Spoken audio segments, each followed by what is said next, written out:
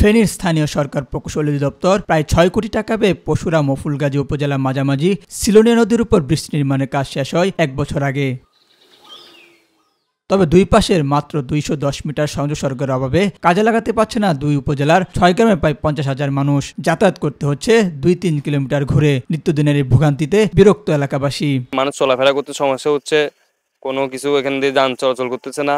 কৃষকের কষ্ট জনগণ আটতে পাইতেছে না। রাস্তাটা আমাদের একান্ত প্রয়োজনীয়, ছেলেমেয়েরা স্কুলে যেতে পারে না। এখান থেকে ১ থেকে ১.৫ কিলো রাস্তাটা যদি বাঁধানো হয় তাহলে এই ব্রিজের সফলতা বেরিয়ে আসবে। মনতলা গ্রাম পর্যন্ত সংযোগ না থাকাতে সরকারের এত টাকা ব্যয়ের ব্রিজটি আসলে মানুষের উপকার আসতেছে না। সরকারের কাছে আমরা আবেদন করতেছি রাস্তাটা সহসায় সম্পূর্ণ করার জন্য। ব্রিজটি নির্মাণের সময় সংযোগ সড়কটি ঠিকাদারদের কাজের মধ্যে ছিল না। পরে সংযোগ সড়কটি করার জন্য ব্যবস্থা গ্রহণ করা হয়েছে বলে জানিয়েছেন স্থানীয় প্রকৌশল অধিদপ্তর।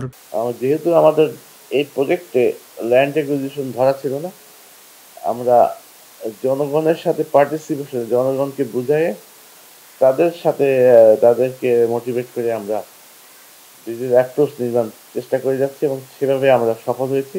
কর্তৃপক্ষ দ্রুত প্রয়োজনীয় ব্যবস্থা গ্রহণ করবে এমনটাই প্রত্যাশা স্থানীয়দের। এস এম হামিম, মাই টিভি।